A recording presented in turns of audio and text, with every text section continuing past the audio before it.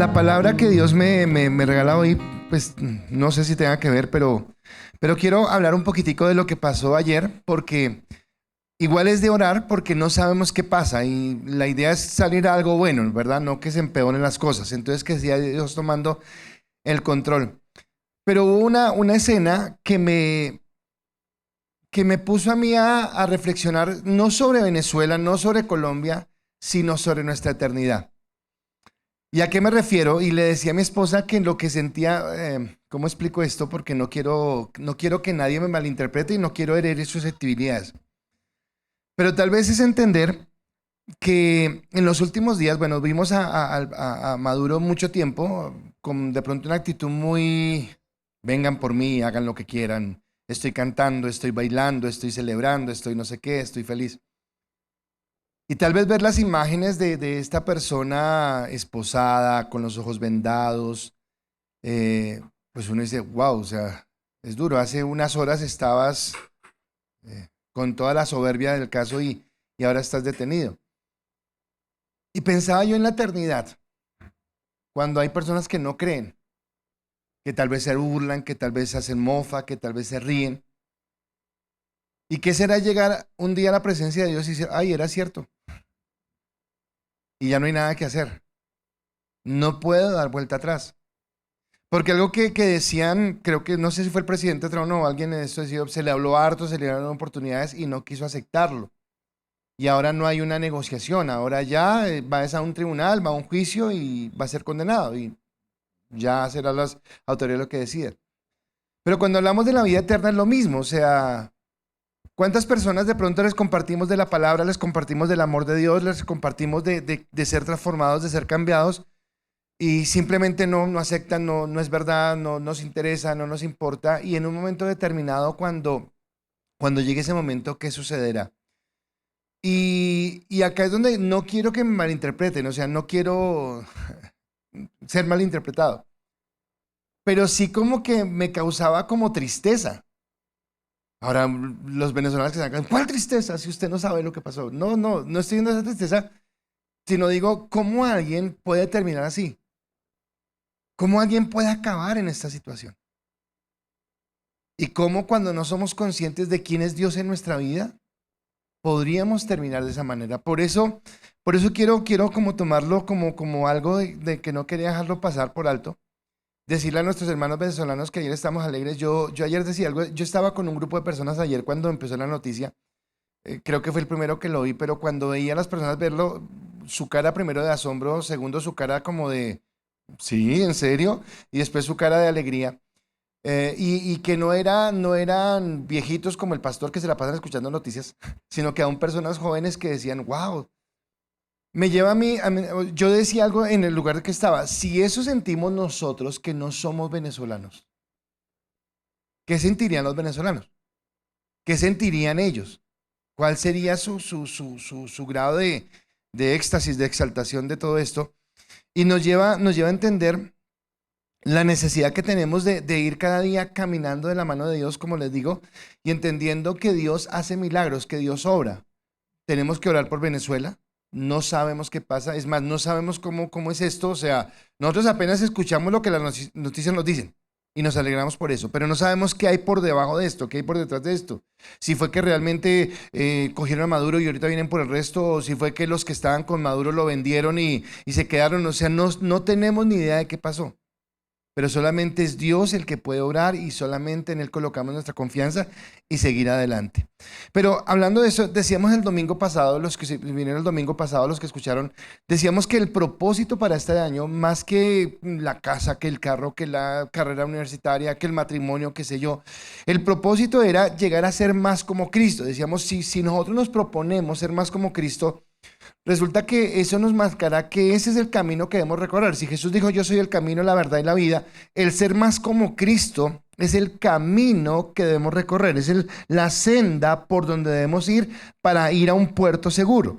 Pero entonces la pregunta es, ¿y qué es ser más como Cristo? O sea, parecernos físicamente, caminar de una manera diferente.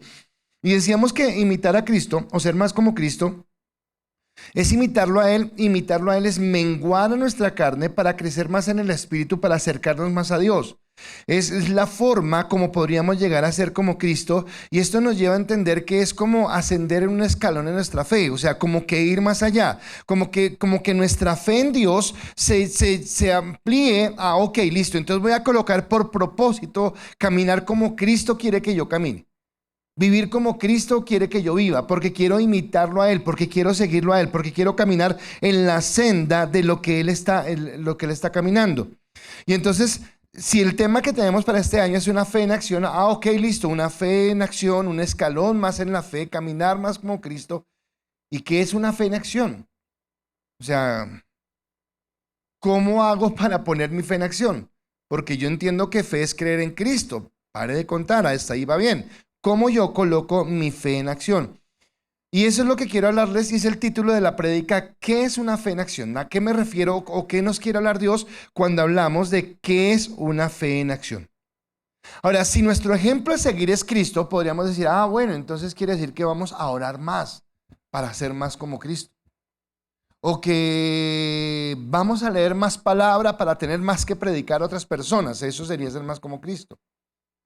Bueno, creo que la forma más sencilla es preguntándole a Él. ¿Qué quiere decir ser más como tú, Señor? ¿Qué sería ser más como tú?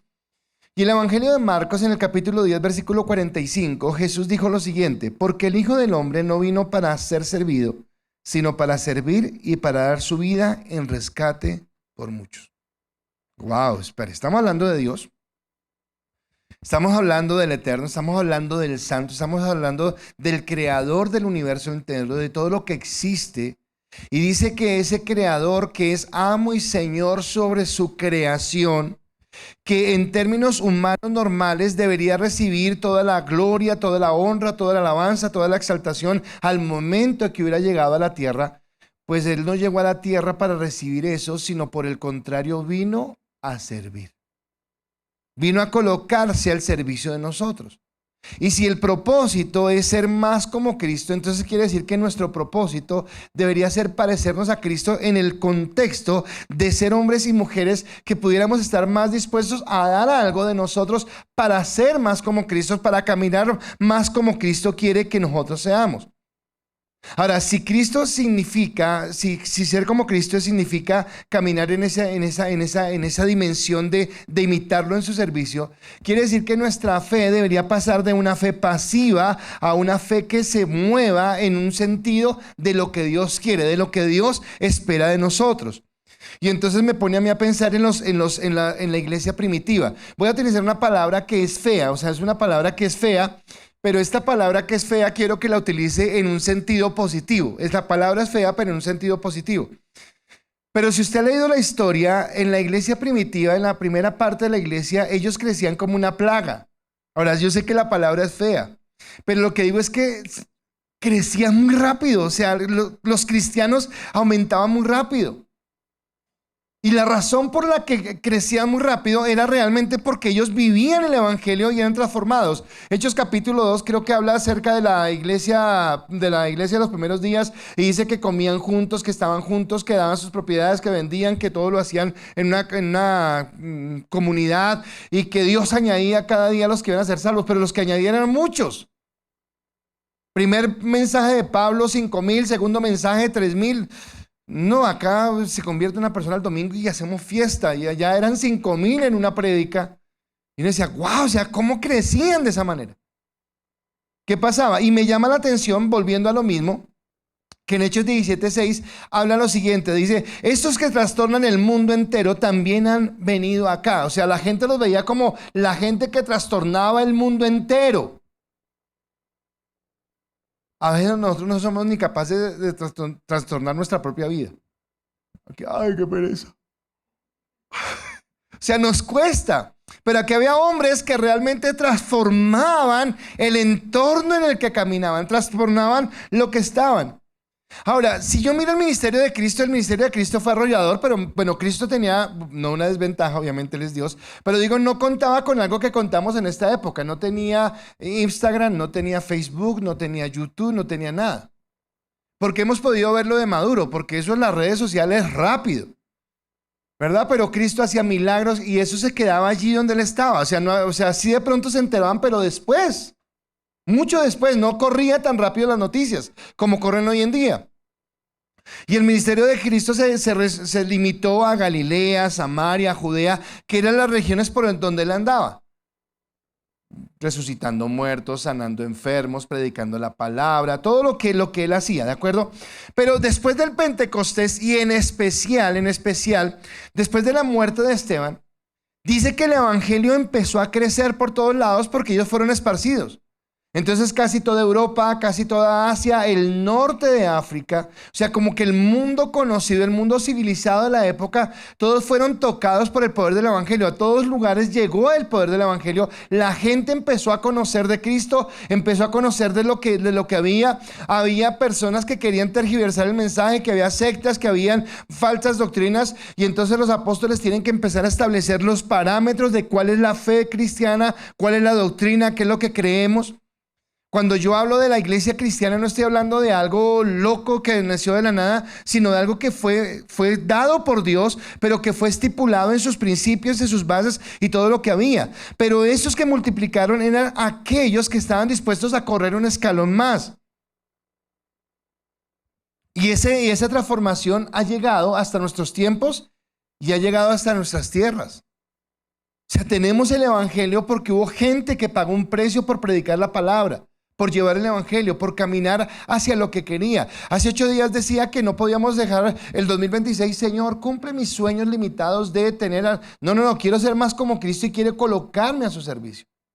Yo no sé, hablando de lo mismo que está pasando en el mundo, si usted se ha enterado que en Nigeria estaban matando cristianos en este tiempo. Entonces yo quiero que usted se coloque en si usted y yo fuéramos cristianos en Nigeria, ¿cuáles hubieran sido nuestras peticiones para este año? Esa casa, ese carro, o que eran, Señor, que podamos vivir un año más, que podamos predicar tu palabra. Porque realmente hay hombres y mujeres que están pagando un precio. Usted viene a la iglesia libremente y podemos tener la puerta abierta y no hay ningún problema. Nadie nos está persiguiendo. Pero hay lugares donde la gente sí muere por el evangelio, muere por esta palabra. Y acá viene algo que yo siempre hablo con respecto a los apóstoles y ahora los voy a hablar, por ejemplo, con respecto a los nigerianos. Oiga, ¿cómo alguien puede ser tan loco de profesar una fe que simplemente lo va a llevar a la muerte? A menos que sepa que hay algo más grande. A menos que sepa que hay algo más glorioso. Y es lo que nos lleva a entender que Dios nos quiere mover a algo más. Nos quiere llevar a caminar de una manera más específica.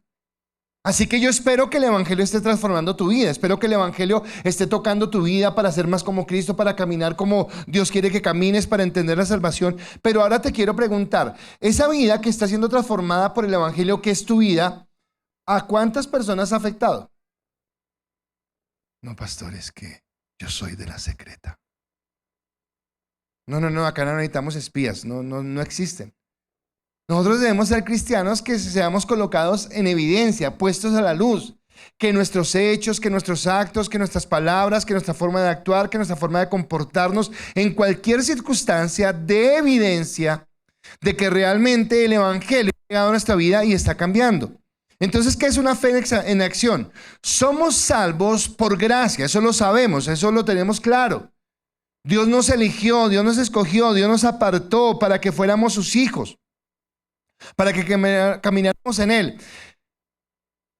Las obras no intervienen en nada en la salvación. O sea, yo no puedo hacer algo para merecerle el amor de Dios. Yo no puedo decir, Señor, me va a portar juicioso y a partir de ahora voy a hacer tal cosa para que tú reafirmes mi salvación. No. Yo soy salvo por gracia. Dios me regaló la salvación. Dios me lo dio como ese regalo que yo no merecía. Sin embargo, aunque las obras no intervienen en la salvación, las obras sí son una evidencia de que he sido salvo. Son una evidencia de que Cristo ha llegado a mi corazón. Son una evidencia de que mi vida ha sido transformada y que ahora puedo caminar en lo que Dios quiere. Por eso Santiago escribió lo siguiente. Santiago capítulo 2, versículo 14 al 17. Hermanos míos, ¿de qué aprovechará si alguno dice que tiene fe y no tiene obras? ¿Podrá la fe salvarle? Y si un hermano o una hermana están desnudos y tienen necesidad de mantenimiento de cada día, y alguno de vosotros le dice, id en paz, calentados y saciados, pero no le dais las cosas que son necesarias para el cuerpo, ¿de qué aprovechará? Así también la fe, si no tiene obras, es muerta en sí misma. Así que para mí este mensaje de Santiago es revolucionario. O sea, es un mensaje que si yo lo entiendo realmente va a ser un mensaje que transforme mi vida, que trastorne mi corazón, que me permita entender lo que Dios quiere. Porque, somos salvos por gracia. Dios nos salvó, Dios nos bendijo. La salvación que alcanzamos fue porque Él nos imputó su santidad, su justicia, su verdad, su bendición. Entonces Dios me ve como justo, Dios me ve como santo porque Cristo lo ha permitido. Gloria a Dios por eso. Pero nos lleva a entender que el haber conocido a Cristo me va trasladando de una vida egocéntrica, de una vida egoísta, de una vida simplista, a una vida que realmente ame, quiera, glorifique a Dios y quiera moverse para caminar en Dios, para estar en su gracia. Y estaba yo pensando en esto y pensaba en algunos personajes. Dios llamó a Abraham. Dios le dio la salvación a Abraham. Dice la palabra que a Abraham su fe le fue contada por justicia. Pero aunque Abraham fue llamado a ser justificado por la fe que tuvo en Dios, esa fe lo llevó a ser el padre de la fe y el padre de una nación llamada Israel. O sea que algo lo movió.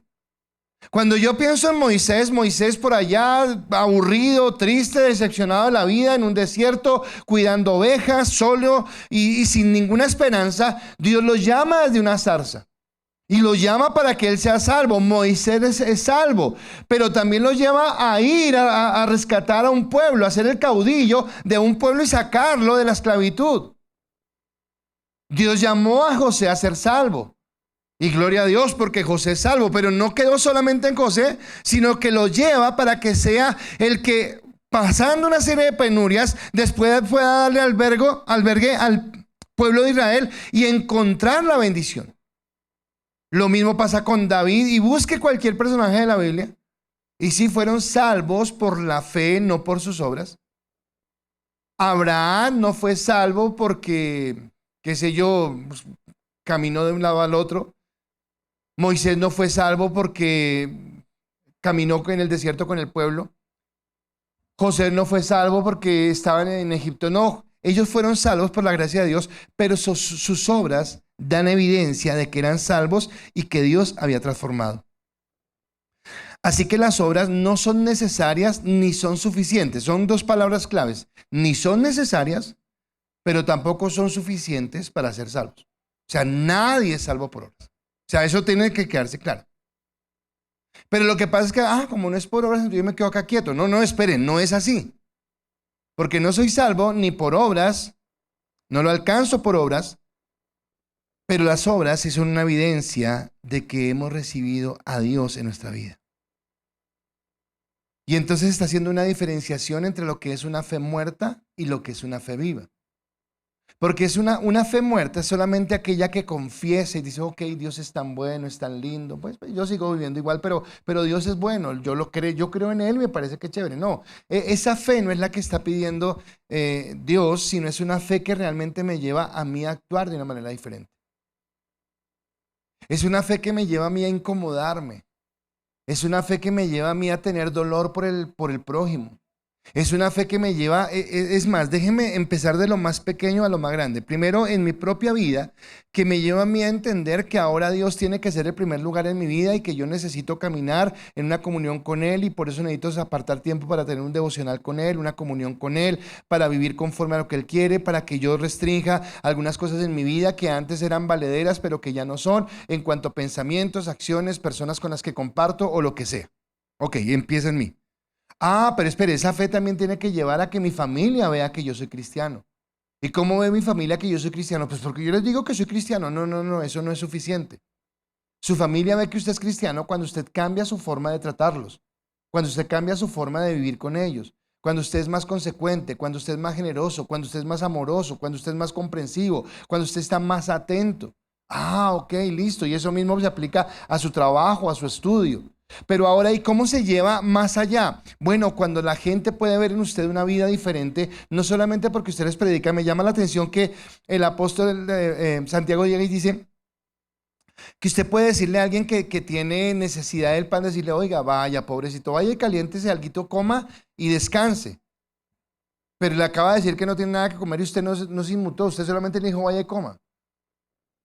O sea, no, espere, pues vaya y coma, pero dele que comer. Llévenlo a la acción. Cumpla algo. Y entonces está hablando de cómo hay cosas que yo tengo que hacer. Por un momento, en todo esto que he hablado, piensen por un momento, póngase en uno de estos ítems. Usted podrá estar en varios o podrá estar solamente en uno, pero los que son esposos, piensen como esposos. ¿Cómo sería mi fe en acción como esposo llevado a mi relación con mi esposa? ¿Cómo debería ser mi trato, mi gesto, mi forma? Esposa con su esposo, piénselo en ese sentido. ¿Cómo debería ser su trato, su forma, su respeto hacia él? Ahora, los dos como padres, ¿cómo debería ser su trato en fe hacia sus hijos? Ahora, los hijos que están acá, ¿cómo debería ser el trato hacia sus padres?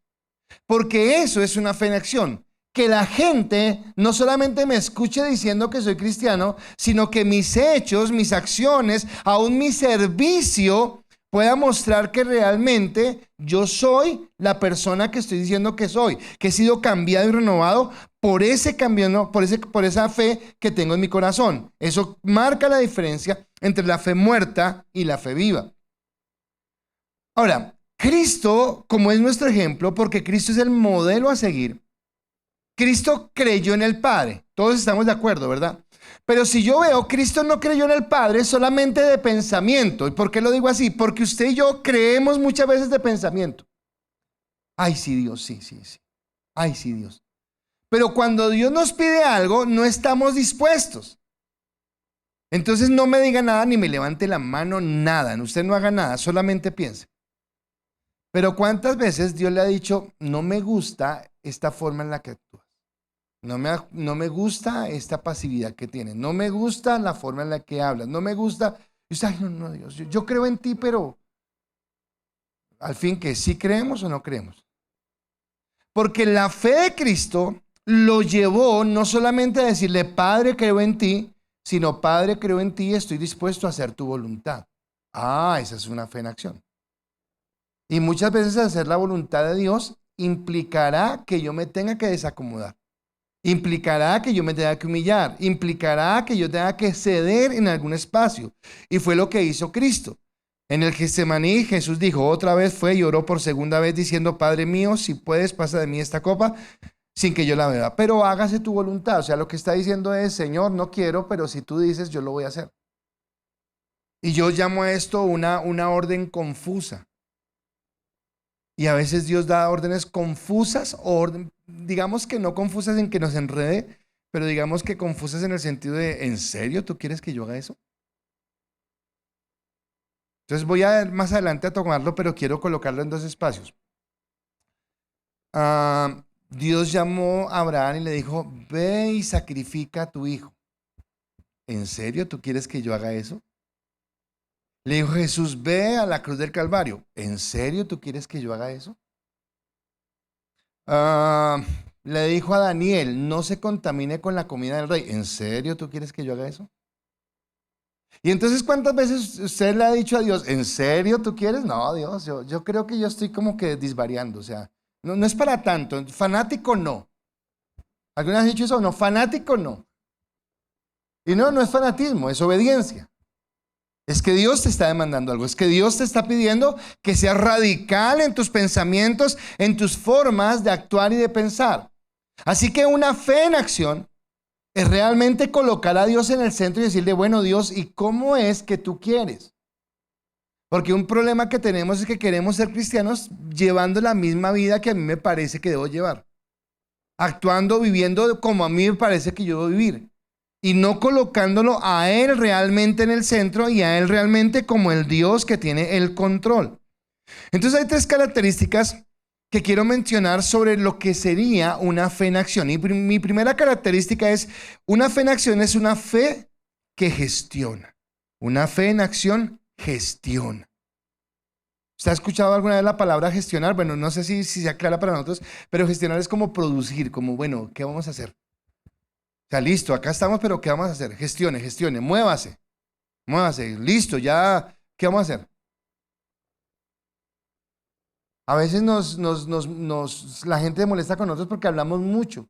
¿Verdad? ¿En serio? Ahora sí, bueno, ya no diga más. Actúe, hermano, que todo el tiempo pidiendo perdón. Pero, ay, me equivoqué. Ay, fallé.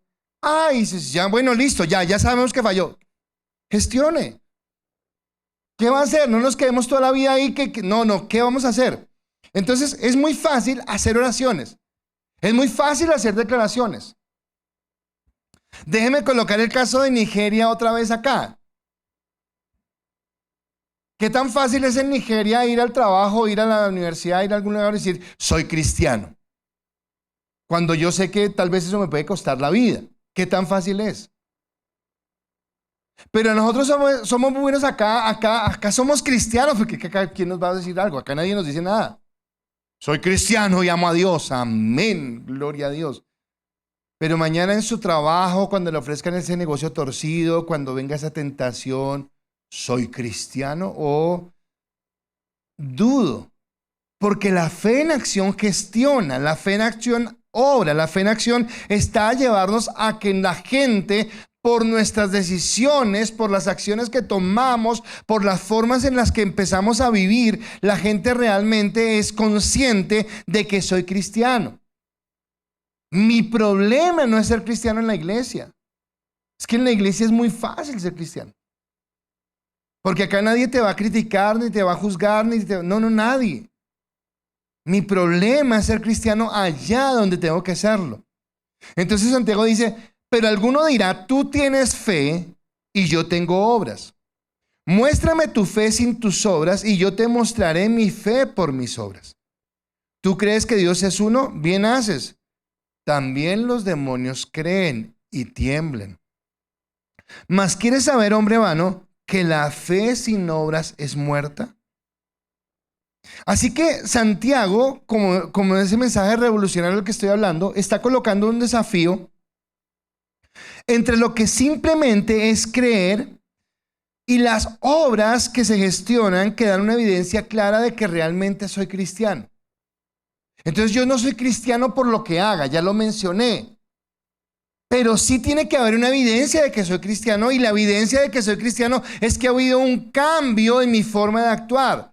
De mi egoísmo, de mi orgullo, de mi vanidad, de mi soberbia, de mi desobediencia, perdónenme la palabra que utilizo, de ser majadero, porque a veces lo somos, a realmente caminar en lo que Dios quiere. Ok, someto mi vida. Nosotros como seres humanos, todos los que estamos acá, empezando por mí, en mayor o en menor medida, pero todos en mayor o en menor medida somos voluntarios. Yo hago lo que a mí me antoje. Dejémoslo así porque la otra palabra es más fea. Pero quiero preguntarle algo. Todos nosotros hemos tenido a nuestro lado una persona voluntariosa. Piensen en una persona voluntariosa que usted ha tenido a su lado. Y dígame si esa persona no le desespera. Uy. Porque usted sabe que es como colocando excusas, como que sacando. Bueno, ¿cómo se sentirá Dios con nosotros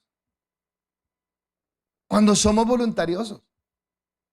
Porque acá dicen, no, esperen, no solamente es decir que se tiene fe, sino que la fe me debe llevar a actuar de una manera diferente.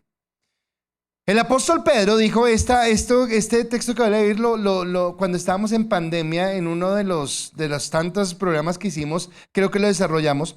Pero Pedro dice lo siguiente, segunda de Pedro, 1 del 5 al 10, dice, vosotros también, poniendo toda diligencia por esto mismo, añadid a vuestra fe virtud, a la virtud conocimiento, al conocimiento dominio propio, al dominio propio paciencia, a la paciencia piedad, a la piedad afecto fraternal y al afecto fraternal amor. Porque si estas cosas están en vosotros y abundan, no os dejarán estar ociosos ni sin fruto en cuanto al conocimiento de nuestro Señor Jesucristo. Pero el que no tiene estas cosas, pero el que tiene estas cosas, el que no tiene estas cosas, tiene la vista muy corta. Es ciego habiendo olvidado la purificación de sus antiguos pecados. Por lo cual, hermanos, tanto más procurad hacer firme vuestra vocación y elección, porque haciendo estas cosas no caeréis jamás. Así que está diciendo que mi fe tiene que estar sustentada en la virtud, en el amor, en el dominio propio, en el hacer algo diferente, que es lo que yo estoy hablando de gestionar. El apóstol Santiago ha dicho, los diablos creen, los demonios creen y tiemblan, pero no cambian, no han sido transformados. Esta mañana vi otras imágenes de lo de este señor Maduro y me impresionaba porque realmente yo no sé si él sepa lo que le espera. Pero entonces le tomaron y cuando la bajaba del avión él decía Happy New Year, Happy New Year. Pues, ay, feliz año, o sea, no, estamos de vacaciones.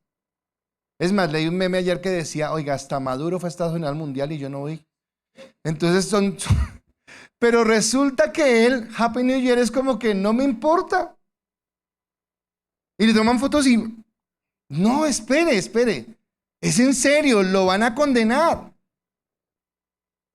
Yo no puedo tener una actitud delante de Dios que no tenga una humildad, y esa humildad es lo que muestra mi fe real.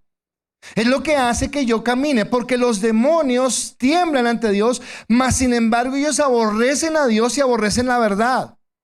Y cuando yo actúo en contra de Dios, estoy mostrando es que aborrezco a Dios y aborrezco la verdad. Y yo necesito ser cambiado. Así que la fe tiene que venir a incomodarme. La fe incomoda. Y el problema es que no nos queremos incomodar. Queremos la ley del menor esfuerzo. Déjeme tomar otra vez Nigeria. ¿Cuánto costará ir a un servicio a Nigeria? ¿Cuánto costará reunirse como iglesia para adorar a Dios? Y nosotros acá, ay no, estoy cansado. No. Y ahora lo presentan por la pantalla. Oiga, no hay cosa más rica que tamal, chocolate, jugos de naranja y ver allá al pastor predicar. ¡Qué delicia! ¿Será que esa es la fe? ¿Será realmente que eso es lo que muestra que somos hombres y mujeres que hemos sido cambiados y renovados por la palabra? ¿Sabe qué? Déjeme decirle algo. Usted sabe que me gusta mucho la política, pero quiero colocar algo. Yo a veces me comparo, empezando por mí, los cristianos de ahora con los cristianos de antaño, comparándolo con los políticos. Los venezolanos de pronto no sepan mucho de quién hablo y los jóvenes tampoco, pero los más viejitos, los que son de mi época, recordarán los debates preelectorales, por ejemplo, entre Luis Carlos Galán y Álvaro Gómez Hurtado. ¡Wow! Eso era con argumentos, no era que usted que me miró, que usted que es un tramposo, que usted que... No, era la política, no sé qué trata. No, pero si usted trata, y uno dice, uy, ya, ¿por quién? Porque tenían argumentos. Y hoy en día es una payasada. Bueno, ahora pensemos en estos cristianos de la antigüedad. Con los cristianos, es que me miro feo. Yo no sé si volver a la iglesia, es muy duro.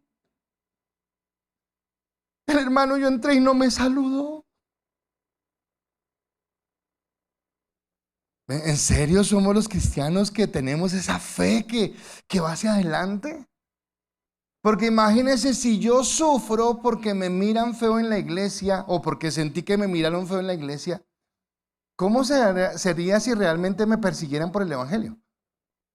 ¿Cómo sería si realmente yo tuviera que vivir las circunstancias de ser perseguido por el nombre de Cristo? Y me habla a mí de que yo necesito tener una fortaleza. Por eso estamos hablando de, bueno, gestionemos. O sea, como que usted mismo cacheteese. Bueno, ¿en qué estoy? No cachetea a su vecino, usted mismo. Ya van a cachetear acá al hermano. No, al hermano no lo cachetee. Cacheteese usted mismo. ¿Cómo estamos? O sea, ¿cómo camino yo en esa fe? ¿Realmente tengo el criterio de decir que amo a Dios y que quiero a Dios a partir de las cosas que hago, que vivo? Porque entonces la fe no se limita a algo intelectual, sino la fe va más allá y es algo que tiene que ver con la convicción que es producto de una comunión con Dios, de una relación con Dios. Entonces el apóstol dice la fe sin obras, y cuando él está hablando de la fe sin obras, no está hablando de formas como alcanzar la salvación, por gracia o por... No está hablando de eso.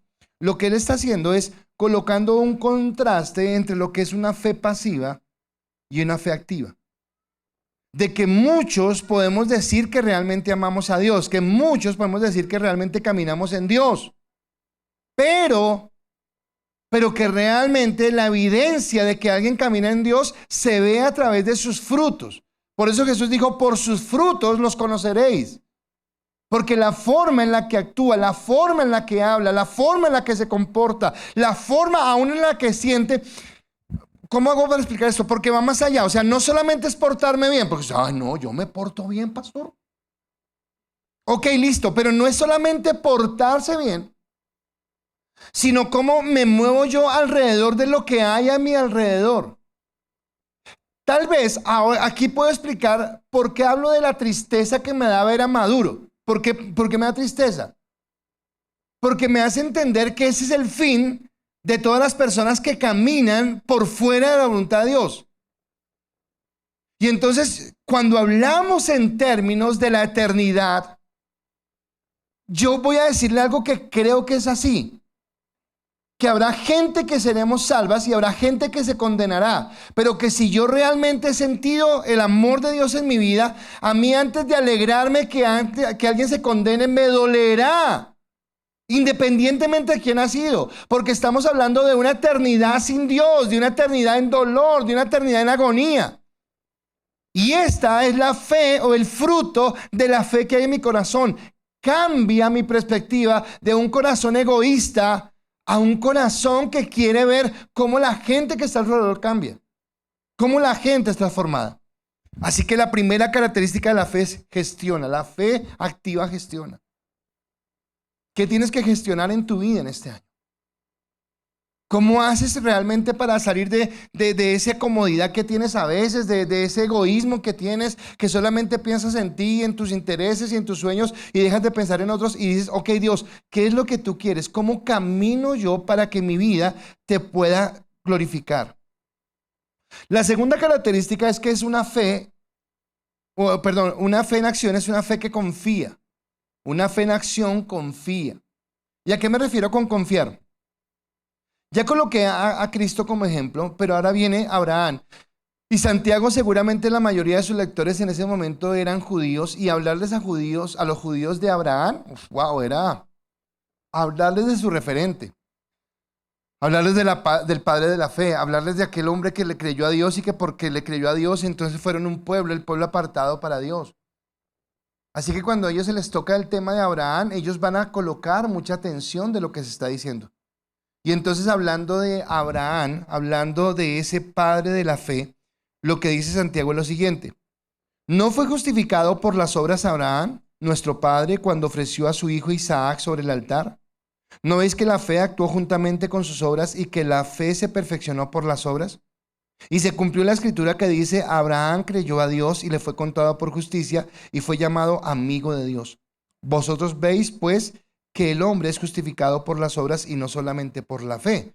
Y ahora si usted queda rascando la cabeza, porque usted ha dicho todo el tiempo, pastor, que no es por obras, sino es por gracia, y acá está diciendo que él fue justificado por las obras. Entonces, ¿al fin qué? ¿En qué quedamos? ¿Eso no es por obras?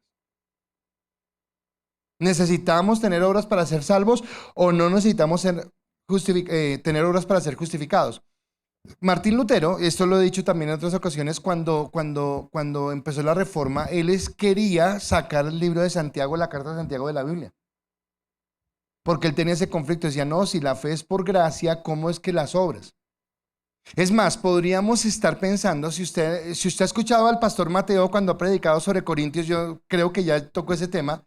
Entonces Pablo en su carta a los Corintios dice que Abraham fue justificado únicamente por la fe. Entonces acá estamos diciendo que Santiago está diciendo algo contrario. Oye, ese Santiago, ¿qué le pasa? ¿Cómo se va a meter con Pablo? Y no, Santiago no se está metiendo con Pablo ni está diciendo nada contrario. Lo que está haciendo es ampliando un concepto. Y acá quiero que usted entienda qué es lo que está ampliando. La confusión puede estar en que no fue justificado por las obras. Entonces dice, ¿cómo así? ¿Justificado por las obras? O sea que yo no necesitaría hacer buenas obras. Yo quiero preguntarle si usted conoce a alguien que haga muy buenas obras y que no sea cristiano. ¿Conoce a alguien? Todos conocemos a alguien así. Yo conozco a gente que es muy buena gente, que ayuda a todo el mundo, pero no es cristiano. ¿Conoce a alguien así? Es más, usted no ha pensado si usted merecería ser cristiano. ¿No ha pensado eso? ¿Por qué? Porque usted y yo evaluamos desde dónde. Ay, pues que es tan buena gente. Así que si fuera por ser buena gente, le pregunto algo. ¿Para qué fue la Cristo a la cruz? Simplemente bastaría con ser buena gente. Ay, haciendo buenas obras, entonces todos alcanzamos. No, no es así. Pero entonces, ¿por qué Santiago habla esto? En primer lugar, si esa afirmación de que somos justificados por las obras fuera real, rompe nuestra fe en Dios. Porque ya no sería gracia. Porque la gracia es un regalo que yo no puedo retribuir. Cuando a usted le pagan el sueldo en el trabajo, a usted no le están regalando nada. Y usted dice, no, señor, a mí no. Yo trabajé para ganar el sueldo. Ah, listo, no le están regalando, le están retribuyendo el tiempo, el esfuerzo y el talento que usted hizo en una labor para que le dieran un salario. Cosa diferente fuera que alguien llegara y le dijera, oiga, le va a pagar el salario mínimo de hoy en día, que está bueno, le va a pagar, y no haga nada. Sería diferente. Dios nos dio un regalo que nosotros no podemos pagar, que no tenemos cómo pagarlo. Y esa es una doctrina básica de nuestra fe. Abraham fue justificado, y acá viene el asunto. Cuando Pablo habla de Abraham, está hablando del capítulo 15 de Génesis. Cuando Santiago habla de Abraham, está hablando del capítulo 22 de Génesis. ¿Y qué tiene que ver eso, pastor? Que en el capítulo 15 de Génesis ni siquiera Isaac existía. Isaac no había nacido. Pero en el capítulo 15 de Génesis, Dios le dice a Abraham que por haberle creído es justificado. Y que por eso será llamado el Padre de naciones, de multitudes, porque creyó a Dios, le fue contado por justicia. Entonces lo que está haciendo, y que es donde relata o Pablo basa su fe, su explicación, dice, entonces Abraham fue justificado por la fe solamente, sin necesidad de obras. Porque las obras no justifican. Y Pablo mismo en Romanos dice, porque en el evangelio la justicia de Dios se revela por fe y para fe, como está escrito, mas el justo por la fe vivirá. Pregunto, ¿cuántos tienen acá fe en Cristo? O sea que ustedes son salvos. No han hecho nada. Solamente por la fe en Cristo, solamente porque creemos en Él. Hasta ahí va bien. Entonces, ¿qué es lo que está diciendo Santiago? ¿A qué se refiere Santiago? Lo que Santiago está diciendo es que aunque en el capítulo 15 de Génesis Abraham fue justificado, ahora déjeme hacer un paralelo entre Cristo y Abraham. No, entre Cristo y Abraham no, entre Dios y el Padre y Abraham, y entre Isaac y Cristo. Porque en el capítulo 15 Abraham fue justificado, pero en el capítulo 22 le dice, Abraham, ¿me amas? Sí, Dios, te amo. Entrégame a tu único hijo, a aquel que amas. Y Abraham dijo, no, allá no se meta, no. Hasta acá llegamos. No, Abraham creía, y Abraham porque creía fue y lo hizo. Ahora, yo quiero que usted entienda que no es solamente una historia bonita de la Biblia. Usted es papá. Coloque el nombre de uno de sus hijos. Los que tienen hijo único, fácil, solamente uno. Pero los que tienen más de un hijo, piensen en un hijo o piensen en los tres. Entonces Dios le dice a Marlene, entrégame a Hilary. Entrégame a Sofía. Entrégame a Juan David o a Andrea. Escoge cualquiera de los dos. Entrégame a Laura o a Raúl, cualquiera. No, escoja, cualquiera quiera. El que menos ame. A ver. Dios le dice a Abraham que le entregue al hijo que le había prometido. Y Abraham cree que Dios tiene el control. Pregunta, ¿la solicitud, la demanda de Dios es clara? No, sí es clara, o sea, sí es clara. Pero digo, es comprensible, más bien la palabra, es comprensible. Me estás pidiendo que te entregue a mi hijo. Bueno, pero ¿qué fue lo que hizo el padre? ¿A quién entregó el padre? Entregó a su hijo por nosotros. Así que aquí viene algo y es que lo que está mostrando Santiago es que aunque no somos salvos por obras, las obras sí son evidencia de que somos salvos. Y espero que quede claro. Que Dios en algún momento te pedirá algo. Es más, cuando hablaba, creo que hace 8 días, de una fe mal interpretada, pensamos que fe era solamente, yo me imagino que quiero algo y Dios me lo tiene que cumplir. Pero nunca pensamos en la fe en el sentido de hacer algo que Dios me pida, que haga, aunque yo no lo entienda. O sea, la fe no es solamente actúa para que yo reciba cosas, sino la fe actúa cuando Dios me pide cosas que yo no puedo entender en el momento, pero que sé que Dios me está pidiendo. ¿Qué cosas te ha pedido Dios que te cuestan? Pero tienes que creerle a Dios que te las está pidiendo porque Él tiene el control de lo que te está pidiendo. Porque Él sabe por qué te lo está pidiendo, porque tiene un propósito con lo que está pidiendo, porque Él está guiando tu vida en lo que te está pidiendo. Entonces podemos distinguir entre la fe y las obras. Yo puedo distinguir qué es fe y puedo distinguir entre qué son obras. Lo que no puedo es separarlas. O sea, fe es una cosa, obras son otras. Pero yo no puedo separar la fe de mis obras porque mis obras darán evidencia de que tengo fe. Ahora, ¿cuántos de nosotros a través de esa obediencia que le tenemos a Dios realmente podemos decir que Dios es nuestro Señor? Porque dijimos que no es solamente una confesión, sino que tiene que ver con el creer. Y entonces me lleva a entender que Cristo en este año no solamente tiene que ser mi Salvador, porque realmente Él es mi Salvador. Pero Él no quiere solamente ser mi Salvador, Él quiere ser el Señor de mi vida. Entonces cuando Abraham aceptó a Dios como su Salvador, también lo aceptó como su Señor. Por eso la fe actuó para él creer que Dios le iba a dar un hijo, y Dios le dio un hijo. Pero también la fe misma, la misma fe actuó para que cuando Dios le dijera, entrégame al hijo que ya te di, él dijera, ok, voy y te lo entrego. No era fácil, pero él creía en Dios. ¿Tú tienes ese tipo de fe? Donde Dios te pide, ¿por qué? Porque vuelve la palabra voluntariosos. Y ser voluntarioso es hago lo que a mí me conviene, hago lo que a mí me gusta, hago lo que me satisface, o hago en lo que hago en lo que me siento bien, o hago algo que me haga ser reconocido. Pero ni si soy reconocido, ni me conviene, me va a incomodar. No, yo no hago eso. Y resulta que hay cosas que me van a incomodar. Hay cosas que me van a doler. Hay cosas que me van a poner a pensar. Pero tiene que ver con quién es Dios en mi vida. ¿Quién es Dios en mi corazón? ¿Sabe que voy a decirle algo que me genera mi dolor?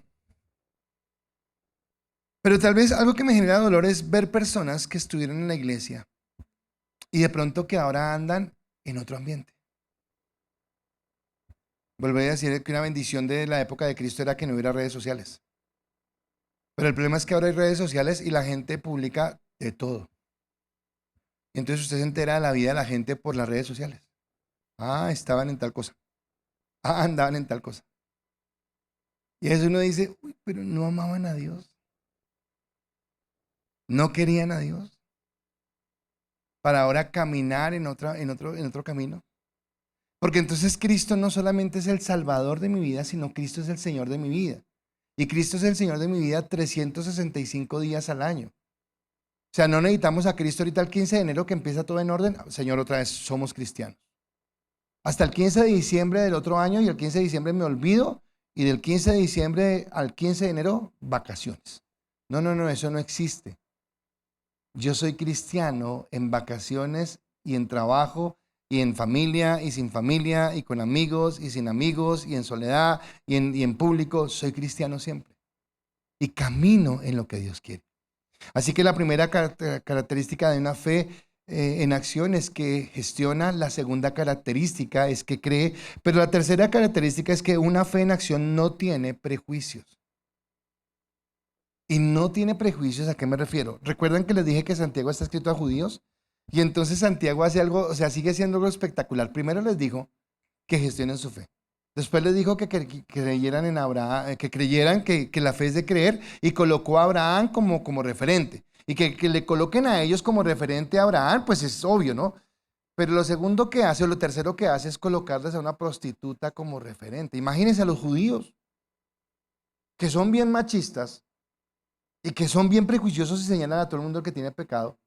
Y ahora va a colocarles en el mismo texto, después de hablarles de la fe que sin obras es muerta y hablarles de que Abraham, ahora les va a colocar, se va de extremo a extremo y ahora les coloca una mujer. Y dice el versículo 25 al 26, asimismo también Rahab, la ramera, ¿no fue justificada por obras cuando recibió a los mensajeros y los envió por otro camino? Porque como el cuerpo sin el espíritu está muerto, así también la fe sin obras está muerta.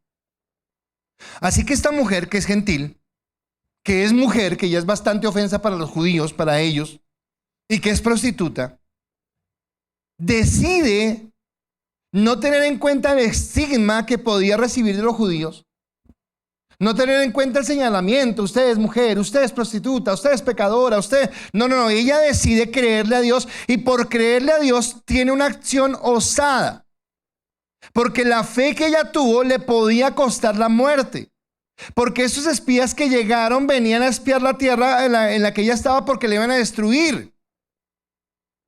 Así que ella estaba jugando en el bando contrario. De una u otra forma estaba traicionando a su propio pueblo por albergar a los espías y mandarlos por otro camino para que no fueran descubiertos. Pero aunque ese es el término en el que podríamos verlo, lo que podemos ver es que ella entendió que la persona que merece realmente la gloria y la honra es Dios, y que ella quería glorificar a Dios. Y aunque fuera condenada, juzgada o señalada, bien sea por los que estaba albergando o por su pueblo si la descubrían, ella prefirió creer en Dios. Ella prefirió confiar en Dios. Así que esta fe no fue menguada por el prejuicio que podía tener, por el señalamiento que podía tener, sino que ella creyó en Dios. O sea, no hay ninguno acá de nosotros que no tenga un propósito en Dios, que es lo que hemos venido hablando. Y Dios quiere usarte en el lugar donde estás. Dios quiere levantarte, Dios quiere fortalecerte. De pronto el mundo nunca ha visto en ti los talentos, no ha visto en ti las habilidades. De pronto mucha gente lo que ha hecho es menguarte o discriminarte o decirte no sirves o no puedes, pero Dios te dice, yo te he llamado porque te he dado la gracia para ser salvo, pero ahora esa fe te lleva a actuar, no a recibir, sino a actuar para mi gloria. Así que esa fe no la detuvo, y esa fe la justificó ante Dios hasta el punto que hoy hablamos de ella, hasta el punto que hoy la mencionamos. Así que su fe superó el estigma de la sociedad en la que estaba. Dios te llamó con un propósito. Tú eres su hijo, tú eres su hija. E independientemente de lo que otros hayan dicho sobre ti, de la forma como otros te hayan tratado, de la forma como otros se hayan mirado, Dios tiene un propósito contigo. Primera de Corintios 1, 26 al 31 dice, pues mirad, hermanos, vuestra vocación, que no sois muchos sabios según la carne, ni muchos poderosos, ni muchos nobles, sino que de lo necio del mundo escogió Dios para avergonzar a los sabios, y de lo débil del mundo escogió Dios para avergonzar a lo fuerte, y lo vil del mundo y lo menospreciado escogió Dios, y lo que no es para deshacer lo que es, a fin de que nadie se jacte en su presencia. Mas por él estáis vosotros en Cristo Jesús, el cual nos ha sido hechos por Dios sabiduría, justificación, santificación y redención, para que, como está escrito, el que se gloría, gloríese en el Señor. Esta semana tuve aprovecho que no está acá, la esposa ha prohibido que le cuente.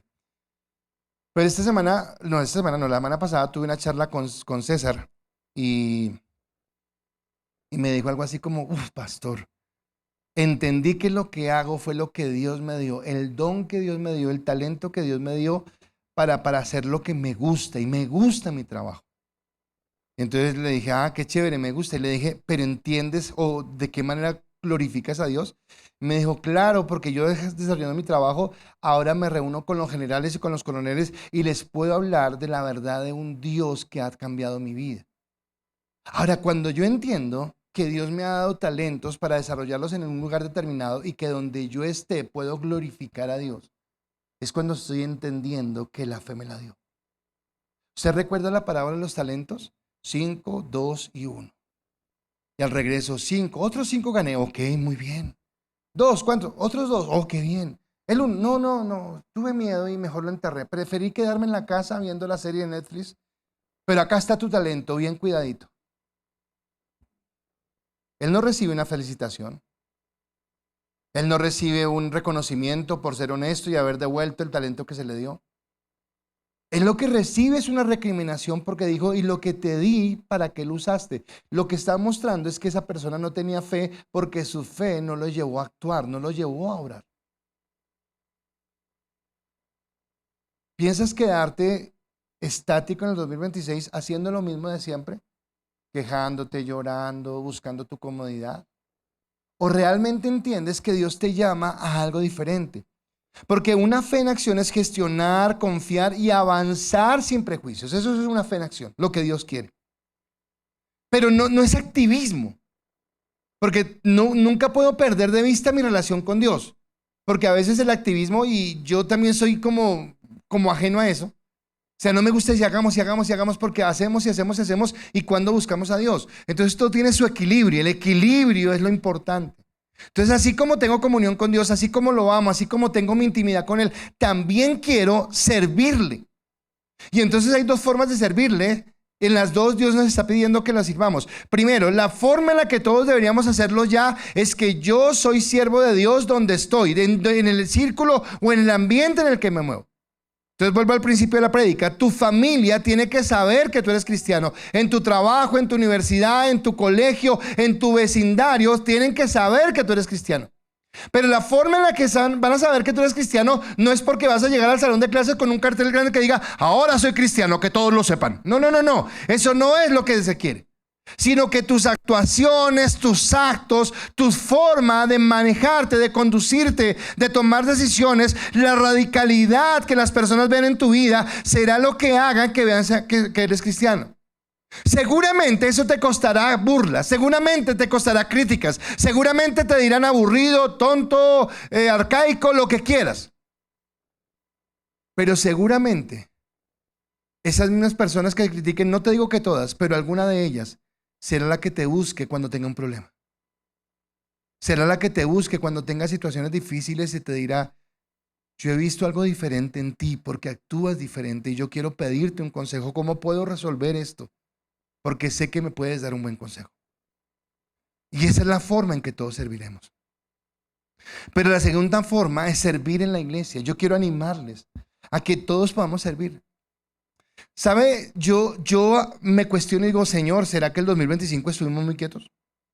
Porque sí, hemos crecido tal vez espiritualmente, pero pudimos haber hecho más. Pero ¿sabe por qué a veces no podemos crecer más? Porque hay una o dos personas, no, perdón, dije mal. Porque hay personas que están desarrollando al tiempo 2 o 3 o 4 ministerios. ¿Y por qué hay personas que están desarrollando al tiempo 2 o 3 o 4 ministerios? Porque no todos están sirviendo. Porque tal vez en la iglesia somos que yo pongo 300 personas y de 300 personas sirven 60. Quiere decir que es menos del 50%. Quiere decir que hay muchas personas que estamos cómodos en la silla. Ahora, si usted quiere seguir cómodo en la silla, está su iglesia. O sea, no le estoy diciendo váyase para otro lado, no, quédese ahí. Lo que le estoy diciendo es que muéstrame tu fe sin obras y yo te mostraré la fe por las obras. Porque es cuando tú dices, ok, pertenezco. Muchos estarán acá nuevos en el, ay, bueno, pastor, ¿y en qué va a servir? No, primero empieza. Pero al fin no dijo que teníamos que servir.